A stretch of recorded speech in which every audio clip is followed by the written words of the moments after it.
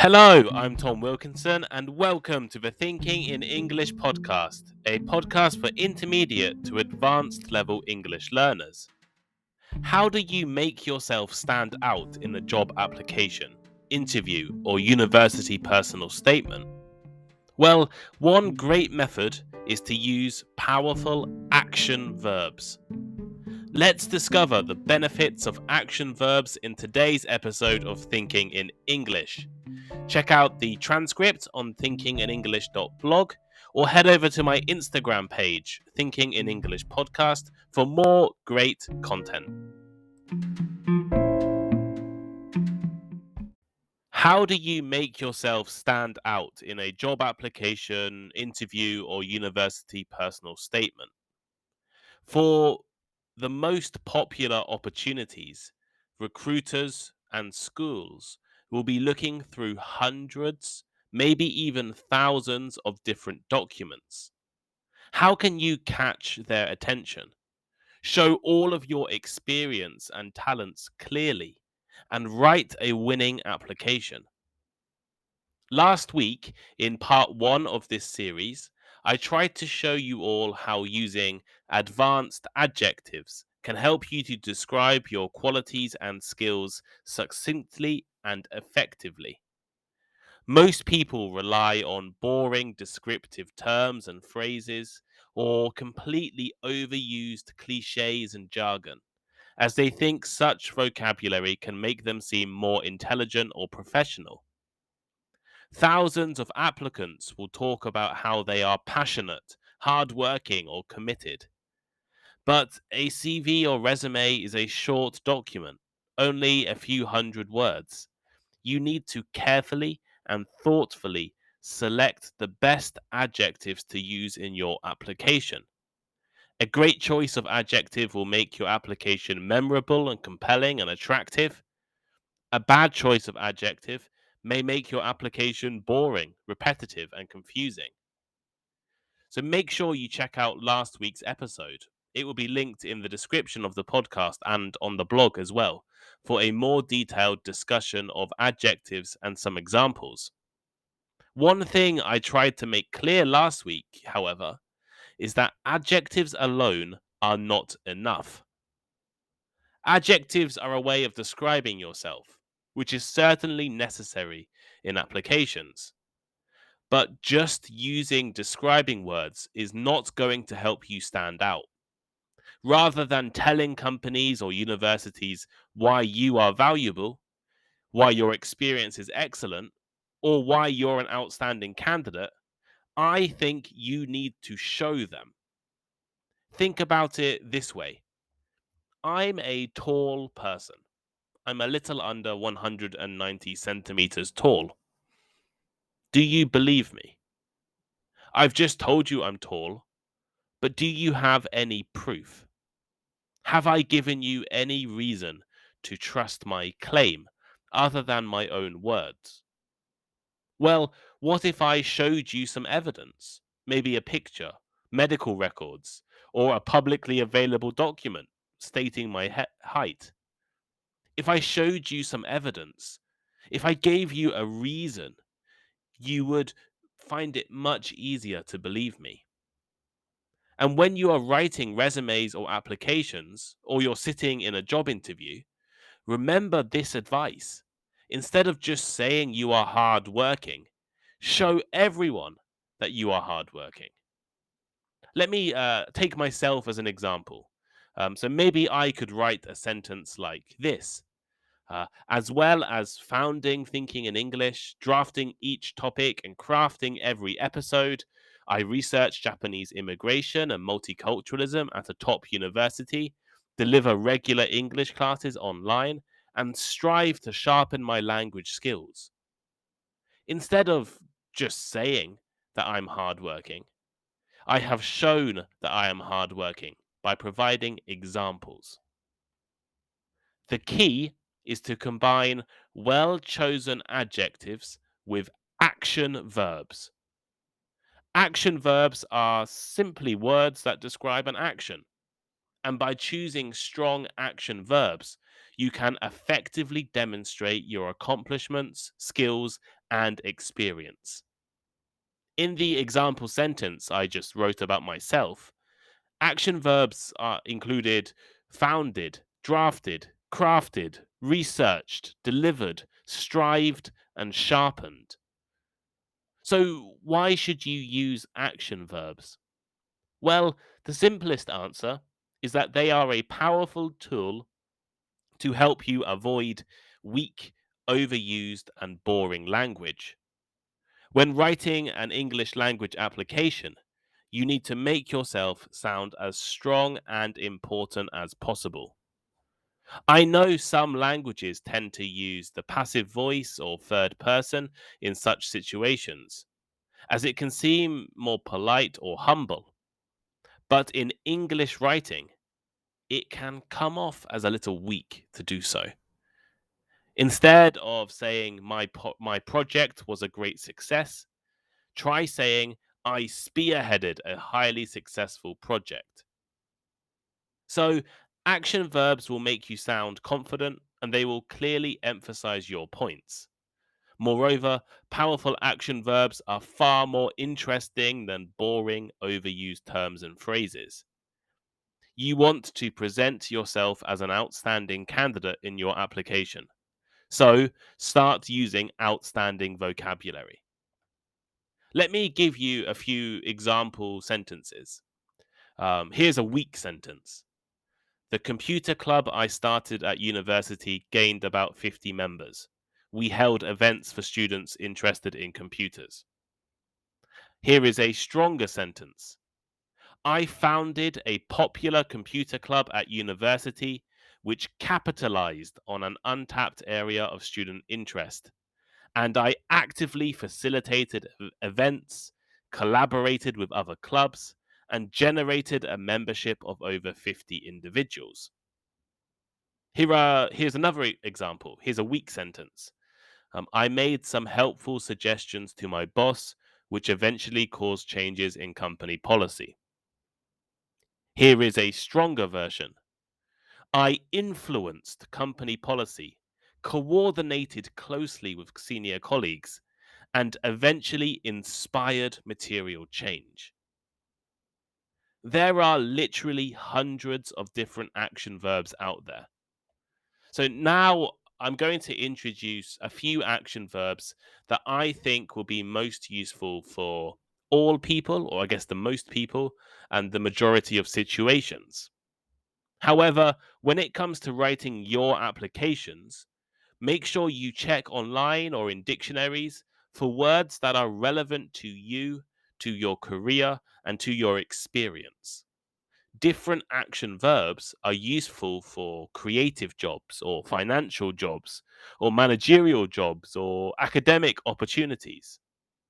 Actually, I'll leave a link to a list of 195 different action verbs in the blog here. So check it out if you're interested. That's on the Thinking in English blog. And uh, let's get into a list of about 11 or 12 essential action verbs.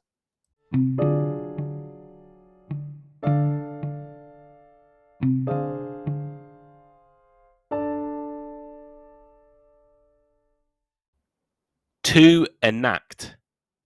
To enact. To enact means to put something into action. If you enact something, you turn an idea into real change in policy or law. You should use enact to talk about policies and changes you enacted in a previous job. For example, I enacted an anonymous application process, which was a major change in company recruitment policy and succeeded in establishing a fairer and more representative system. To establish. To establish. Establish can often be used in a similar way to enact. Establish has a few different meanings, including starting something that will last for a long time or creating something in a particular way. If you have ever made a new organization, group, or program, you can use establish to talk about this. For example, I established a weekly meeting with senior management, which resulted in greater levels of cooperation and collaboration. To spearhead. To spearhead. If you spearhead something, you lead it. You are in charge and responsible. Often we can say that you spearhead a course of action. Use spearhead to describe what you were responsible for, programs you have led, and initiatives you implemented. For instance, I spearheaded the company's new marketing initiatives and achieved remarkable results. To accomplish. To accomplish. Accomplish means to finish something successful or to achieve something in general. You can talk about what you accomplished in previous jobs or at university. Maybe you accomplished a lot, or maybe you accomplished something specific. For example, I accomplished a lot during my time in America, including spearheading the company's growth strategy and developing my language skills. To coordinate. To coordinate. If you coordinate things, you make many different or separate things work effectively as a whole. Often, jobs require you to coordinate different schedules with different departments and with many different people. For example, by coordinating my efforts with various different departments, I effectively implemented a company wide policy change. To implement. To implement. Implement is a relatively similar word to others I've introduced so far, like establish or enact. To implement means to put a plan or system into operation. You can implement a new policy, implement change, or implement reforms. Implement is an excellent action verb to use when describing what you did in previous roles. As in, I implemented a new social media marketing strategy, which increased sales by over 70%. To compose. To compose. I've included compose here as it can be a useful alternative to the verb write. To compose means to produce or create music, poems, or formal writing. So you could talk about composing emails, composing reports, or composing formal documents. For example, I composed a key report that was published in numerous national newspapers. To conceptualize. To conceptualize. If you conceptualize something, you form an idea or principle in your mind. In a nutshell, conceptualize is a great alternative to think, picture, or imagine.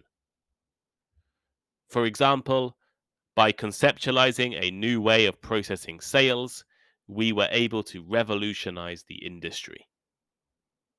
To strategize. To strategize.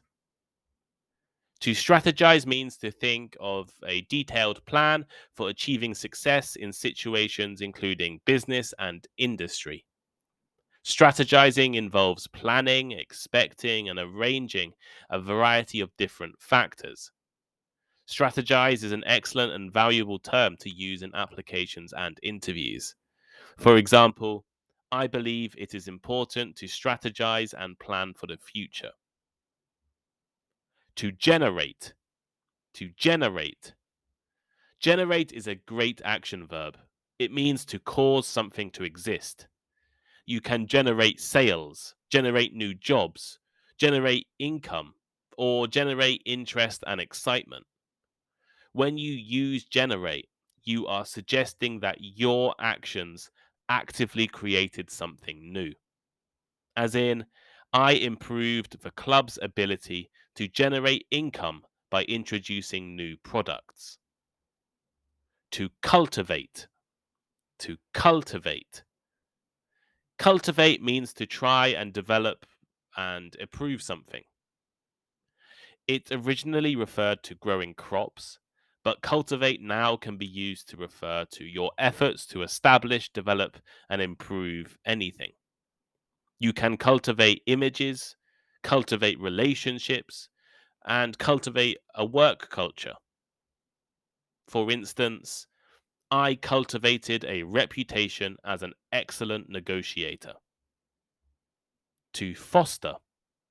To foster. In a similar way to cultivate, foster means to encourage the development or growth of ideas or feelings. It is important for managers to create a work culture that fosters great and innovative suggestions. As in, I endeavored to foster a culture of cooperation and collaboration in my previous role. To optimize. To optimize. Optimize is a really useful action verb. It means to make something as good or effective as possible. You can talk about optimizing a process, optimizing a way of using technology, and optimizing an approach. As in, I optimized the production process, which increased both speed and profits. So here is today's final thought. In the second part of this series on ways to write excellent applications, resumes, and university personal statements, I have tried to highlight the importance of action verbs. Using such verbs should help you to emphasize and communicate your skills to recruiters and companies, and combine action verbs with the kind of adjectives I introduced in part 1 of the series. Next week, in part 3, I will take a look at what you shouldn't include in your applications and resumes. I've mentioned a lot about metaphors, cliches, overused terms, and business jargon, but what do I mean? So make sure to follow the podcast and blog to ensure you don't miss out. And as always, if you have any questions, just reach out to me on Instagram or by the contact form on the blog. I'll be sure to reply, especially on Instagram. And yeah, have you ever had to write an application? Let me know. Let us know in the comments and let us know your experience.